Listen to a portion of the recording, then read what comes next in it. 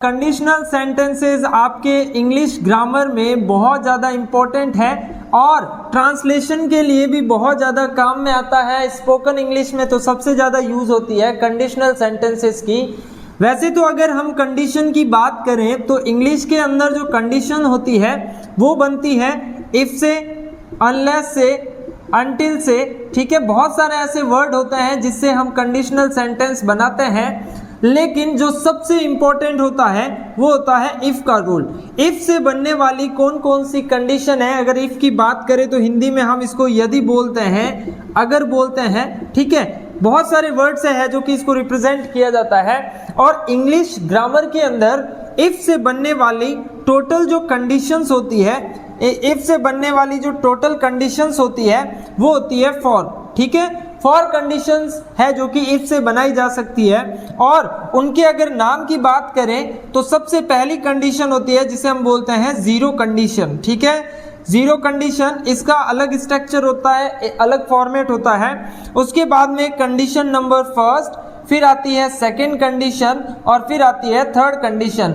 Normally आपने video में 3 conditions पढ़ी होगी इफ की, लेकिन उससे पहले एक जीरो कंडीशन भी होती है जिसके बारे में मैं आपको बताऊंगा। ठीक है, तो एक एक करके सारी कंडीशंस को डिटेल में पढ़ने वाले हैं। अगर आप वीडियो को लास्ट तक देखते हो तो आप ये मान के चलिए कंडीशनल सेंटेंस आप कभी भी नहीं भूलोगे। पहले जीरो कंडीशन की बात करते हैं। ठीक है, इफ से बनने वाली जीरो कंडीशन के बारे में डिस्कस करते हैं। सबसे पहले जीरो कंडीशन का आपको प्यारा सा पैटर्न याद होना चाहिए। सो जीरो कंडीशन का जो पैटर्न होता है वो होता है इफ, और इफ के बाद में सेंटेंस आपको यूज करना है प्रेजेंट सिंपल टेंस का। ठीक है, प्रेजेंट सिंपल टेंस का, और फिर कोमा लगानी है और उसके बाद में भी दूसरा जो सेंटेंस होगा वो प्रेजेंट सिंपल टेंस का होगा। ठीक है, प्रेजेंट सिंपल टेंस के अगर फॉर्मेट की बात करूं तो आपको टेंस में या सेंटेंसेस में आपने पढ़ा होगा प्रेजेंट सिंपल टेंस होता है सब्जेक्ट प्लस वर्ब की फर्स्ट फॉर्म और या वर्ब की फर्स्ट फॉर्म के साथ एस या ईएस। ठीक है, ये हम लगाते हैं भाई प्लूरल के लिए जब एक से ज्यादा सब्जेक्ट हो,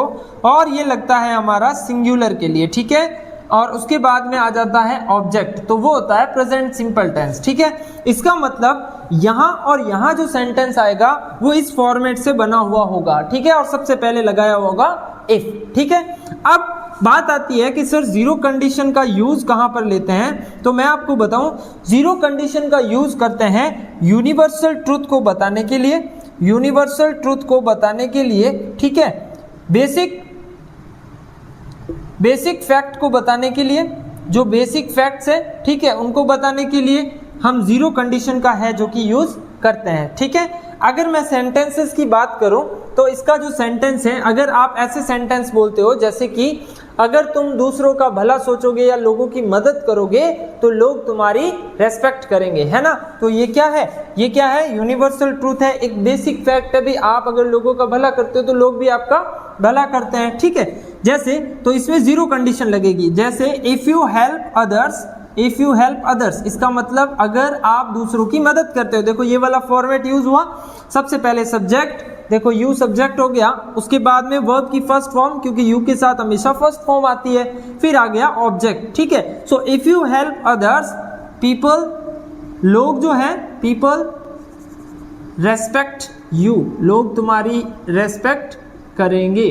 ठीक है, ये जीरो कंडीशन है। अगर मैं दूसरी जीरो कंडीशन की बात करूं, है ना, जैसे मैंने कहा इफ पीपल डू एक्सरसाइज, ठीक है, डू एक्सरसाइज डेली, अगर लोग हर रोज एक्सरसाइज करते हैं, दे स्टे हेल्दी, तो वो कैसे रहते हैं भाई, हेल्दी रहते हैं। तो ये एक बेसिक फैक्ट बता रहे हो, इसीलिए आपने जीरो कंडीशन अप्लाई की है। ठीक है, एक और सेंटेंस बना देता हूं, जैसे मैंने कहा if you boil if you heat water, अगर आप पानी को गर्म करते हो, इट बॉइल्स, तो वो क्या हो जाता है, उबल जाता है ना। ये है ना एक बेसिक फैक्ट, साइंटिफिक ट्रूथ, है ना, यूनिवर्सल ट्रूथ हो गया, साइंटिफिक ट्रूथ हो गया। ठीक है, साइंटिफिक ट्रूथ हो गया, बेसिक फैक्ट वगैरह, ये सारी चीजें जो है ना ये आपके जीरो कंडीशन में यूज लेनी है आपको। ठीक है, अब हम बात करते हैं कंडीशन फर्स्ट की। ठीक है, ये हो गया आपके जीरो कंडीशन। वीडियो को लास्ट तक देखना है और चारों कंडीशंस आपको सीखनी है। कुछ समझ में नहीं आता है तो आपको कमेंट में अपने डाउट्स पूछने हैं, है ना, मैं आपके डाउट्स आपको बताऊंगा। तो सबसे पहले जीरो कंडीशन के बाद हम बात करते हैं फर्स्ट कंडीशन, ठीक है। तो फर्स्ट कंडीशन के अंदर स्टूडेंट्स सबसे पहले आपको फॉर्मेट पता होना चाहिए इसका, या पैटर्न पता होना चाहिए। तो फर्स्ट कंडीशन के अंदर इफ तो सबसे पहले लगाना ही है, उसके बाद में फिर से प्रेजेंट सिंपल। अब आप कहोगे सर इधर भी प्रेजेंट सिंपल, उधर भी प्रेजेंट सिंपल। उधर हमने देखा था दोनों तरफ प्रेजेंट सिंपल आ रहा था, लेकिन इधर क्या है, इफ प्रेजेंट सिंपल, लेकिन जो दूसरा सेंटेंस होगा वो फ्यूचर सिंपल का होगा। किसका होगा भाई, फ्यूचर सिंपल टेंस का होगा, ठीक है। अब आपको दोनों के फॉर्मेट पता है ना। प्रेजेंट सिंपल का मैंने बता दिया, सब्जेक्ट वर्ब और ऑब्जेक्ट, ठीक है। अगर फ्यूचर सिंपल की बात करें तो सब्जेक्ट के बाद में आ जाएगा आपके विल और शैल, वर्ब की फर्स्ट फॉर्म, और फिर आ जाएगा ऑब्जेक्ट। जैसे आई विल हेल्प यू, तो ये क्या हो गया, फ्यूचर सिंपल का सेंटेंस हो गया, ठीक है। चलिए अब बात आते हैं कि सर फर्स्ट कंडीशन का यूज कहाँ लेते हैं। तो फर्स्ट कंडीशन का यूज होता है जब कभी भी आप किसी से प्रॉमिस करते हो, वादा करते हो, ठीक है, वादा करते हो वो बताने के लिए, ठीक है, कोई फ्यूचर के किसी एक्शन को बताने, भाई अगर तुम ऐसा करोगे तो ऐसा होगा, है ना, कोई काम ऐसा करोगे तो ऐसा होगा, तो फ्यूचर पॉसिबिलिटी के लिए, ठीक है, फ्यूचर पॉसिबिलिटी के लिए। जैसे मैंने कहा भाई अगर तुम हार्डवर्क करते हो तो तुम सक्सेस हो जाओगे, तो इसके अंदर कौन सी कंडीशन लगी, फर्स्ट कंडीशन ही तो लगी। मतलब प्रेजेंट के अंदर जो आप एक्शन करोगे, प्रेजेंट के अंदर जो एक्शन करोगे उसका इफेक्ट फ्यूचर के अंदर कैसे पड़ेगा, है ना, फ्यूचर के अंदर कैसा पड़ेगा, ये बताने के लिए फर्स्ट कंडीशन, मतलब अभी जो आप काम करोगे ना उसका प्रभाव क्या पड़ेगा फ्यूचर में, वो बताने के लिए है जो कि आप फर्स्ट कंडीशन का यूज करते हो। जैसे अगर तुम बुरे काम करते हो, है ना, अगर तुम बुरे काम करते हो तो तुम नर्क में जाओगे, इसमें कौन सी कंडीशन अप्लाई हुई, फर्स्ट कंडीशन ही तो अप्लाई हुई, ठीक है। चलिए भाई एग्जांपल देखते हैं। एग्जाम्पल की बात करें तो मैंने कहा इफ यू वर्क हार्ड, अगर तुम हार्ड वर्क करते हो, इफ यू वर्क हार्ड, है ना, यू विल सक्सीड। इसका मतलब क्या हो गया कि अगर तुम हार्ड वर्क करते हो तो तुम सक्सीड हो जाओगे, सक्सीड मतलब सफल हो जाओगे, ठीक है। जैसे अगर मान लो मैंने कहा इफ यू कॉल मी, अगर तुम मुझे कॉल करते हो, इफ यू कॉल मी, करोगे या करते हो, ठीक है, आई विल हेल्प यू, अगर तुम भाई मुझे कॉल करते हो तो मैं तुम्हारी मदद करूंगा, फ्यूचर के लिए प्रॉमिस कर लिया आपने, ठीक है। जो भी प्रेजेंट के अंदर आप एक्शन करोगे उसका फ्यूचर में क्या इफेक्ट पड़ेगा उसको बताने के लिए हम फर्स्ट कंडीशन का यूज करते हैं, ठीक है। चलिए अब बात करते हैं हम सेकंड कंडीशंस की, ठीक है। सेकंड कंडीशन क्या होती है उसके बारे में डिस्कस करेंगे। और अगर कोई ऐसा स्टूडेंट जो ये सेकंड वीडियो देख रहा है तो प्लीज फर्स्ट वाली भी देख लेना, उसकी लिंक मैं आपको डिस्क्रिप्शन में दे दूंगा, है ना, तो ताकि होगा क्या आप स्टार्टिंग से सीख पाओ, है ना। चलिए बात करते हैं सेकंड कंडीशन की, ठीक है। तो सेकंड कंडीशन जिसे हम यूज करते हैं पास्ट के अंदर, ठीक है, और ये बताता है भाई इमेजिनरी सेंटेंस को। इमेजिनरी सेंटेंसेस जानते हो, इमेजिनरी जो काल्पनिक है, क्या है भाई, सिर्फ और सिर्फ हमारी कल्पना है, ठीक है। किस चीज के लिए, जो हमारे ड्रीम्स है, ठीक है, जो हमारे ड्रीम्स है, जो हमारी विशेस है, ठीक है, उसे बोलते हैं सेकंड कंडीशन या इमेजिनरी कंडीशन, है ना, जो अनरियल है। क्या है भाई, अनरियल कंडीशन है, क्या है, अनरियल कंडीशन है, ठीक है। मतलब ऐसा सच में नहीं है, बस आप सोचते हो, कहते नहीं हो कि अगर तू मेरा दोस्त होता तो मैं तेरी मदद करता, मतलब अब दोस्त है नहीं, आप कहते हो ना अगर मेरे पास पैसे होते तो मैं ये चीज खरीदता या वो चीज खरीदता, ठीक है, उसके लिए है जो कि हम इमेजिनरी सेंटेंसेस का यूज करते हैं, ठीक है। चलिए सेंटेंस की बात करें, अगर इसके पैटर्न की बात करें, ठीक है, पैटर्न की बात करें तो पैटर्न होता है भाई इफ, ठीक है, इफ लगा दिया, उसके बाद में आपको सब्जेक्ट और उसके बाद में आपको दो चीजें यूज करनी है, ठीक है। सब्जेक्ट के बाद में यहाँ पर एक तो आप लगाओगे वर, ठीक है, वर लगाओगे जो बताता है कि कोई नाउन क्या है, आप डॉक्टर हो, इंजीनियर हो, या आपके पास, है ना, या फिर आपके पास कोई चीज होनी चाहिए तो उसके लिए आप लगाओगे हैड, कोई चीज पास। जैसे मेरे पास पैसे होते तो पैसे पास में, आप पैसे थोड़ी हो, आप इसमें क्या कहोगे, if you were my friend. एक चीज ध्यान रखना, यहाँ पर कोई भी सब्जेक्ट आए, ऑल सब्जेक्ट चाहे सिंगुलर हो चाहे प्लूरल हो, सबके साथ वर आना चाहिए, ठीक है। चलिए ये हो गया, और उसके बाद में आपका ऑब्जेक्ट हो जाएगा, ठीक है। और उसके बाद जो सेकंड सेंटेंस जो होगा ना उसमें हमें लगाना है सब्जेक्ट के बाद में वुड हैव, सब्जेक्ट के बाद में वुड हैव और फिर है जो कि वर्ब की थर्ड फॉर्म लगानी है, ठीक है। और फिर लास्ट में ऑब्जेक्ट होगा तो ऑब्जेक्ट भी आप लिख सकते हो, ठीक है। चलिए देखिए, मैंने कहा if I were a rich person, है ना, इसका मतलब जानते हो, if I were a rich man या रिच पर्सन, ठीक है, आई would have bought this car, ठीक है। इसका मतलब जानते हो कि अगर मैं अमीर इंसान होता तो मैं इस कार को खरीदता। इसका मतलब ये बिल्कुल काल्पनिक है, ना मैं अमीर हूं ना मैंने कार खरीदी, ठीक है। तो अगर आप ऐसे सेंटेंसेस बनाते हो ना बिल्कुल कल्पना से भरे हुए, अगर ऐसा होता तो ऐसा करता, ठीक है। जैसे ये तो हो गया रिच मैन। अब आपने कहा इफ आई हैड